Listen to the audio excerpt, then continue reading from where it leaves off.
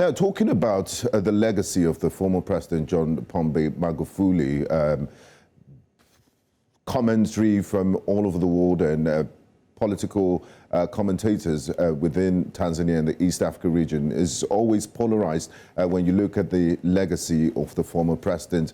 Some said he was a champion against corruption. They call him the bulldozer, that he was able to take on multinational corporations, especially in the mining industry, that were ripping Tanzania off and weren't paying enough royalties. Do you see any positives in his legacy, or you can never see any good in the former president? There is absolutely nothing positive of the Magufuli's toxic legacy. And let me explain this. The so-called war on corruption was nothing short of mafia-style shakedown of the business community. Magufuli, all that Magufuli wanted was money, to get money to finance his white elephants, to finance his petty projects. And the people with money are the business community. So Magufuli went after the business community big time.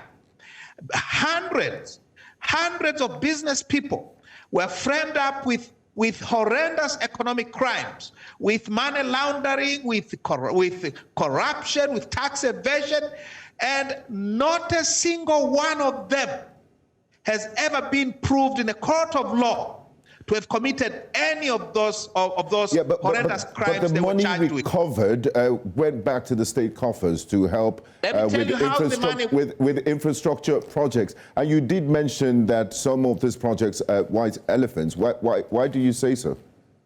They are white elephants precisely because they are white elephants.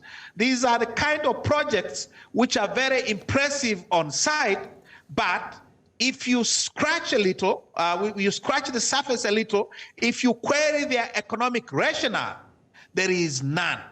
The country has been saddled with a multi-billion-dollar debt. The national debt, our foreign debt, grew fourfold during the 5 years of Magufuli compared to the 10 years of President Jakaya Kikwete. So this mafia shakedown of the business community was done in the name of corruption. I repeat, not a single case was ever proved in a court of law. All these people who were charged with these offenses were forced to pay up money to admit crimes they had not committed, just in order to be released from these terrible prisons.